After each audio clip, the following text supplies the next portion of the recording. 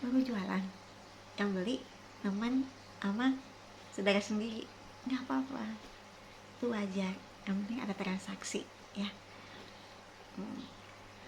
Nah, UMKM saat ini mereka tuh bertumbuh karena beberapa faktor, antara lain adalah karena faktor tuntutan ekonomi. Kedua, mencari kegiatan atau ditambahan.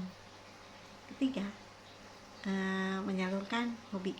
Nah, di sini untuk saya akan menjelaskan sedikit yang mengenai dari segi tuntutan ekonomi. Jadi beberapa UMKM itu tumbuh karena tuntutan ekonomi, kebutuhan hidup. Mereka ada yang suaminya yang di PHK karena keterbatasan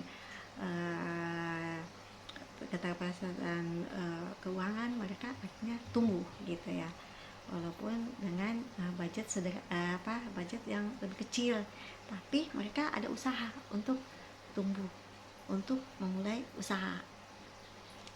Nah, selain itu kadang-kadang dari tuntutan ekonomi ini, mereka itu kadang-kadang nggak melihat segi pasarnya gitu ya. Karena di daerah mereka itu biasanya kebutuhan marketnya di mana gitu ya. Misalnya nih, kalau untuk sekolahan, di sekolahan itu kan banyak anak-anak yang butuh alat-alat tulis.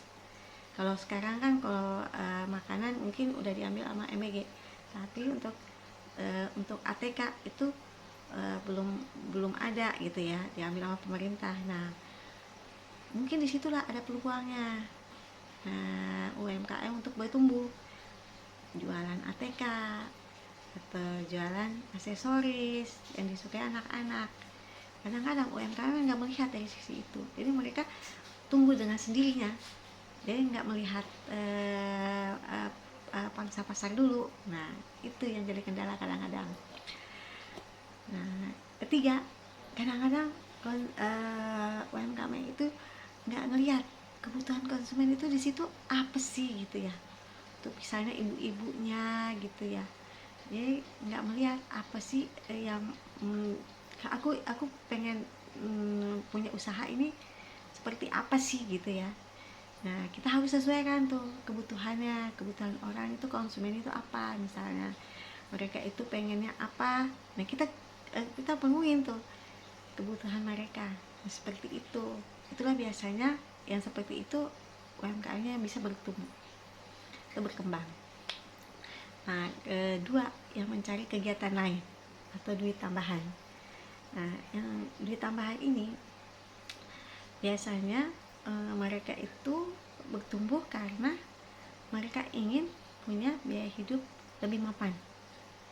Jadi mereka untuk faktor yang pokoknya udah mereka penuhi, mereka ingin punya tambahan untuk aspek yang lain, ini jalan-jalan, refreshing, healing, mana-mana, nah, seperti itu.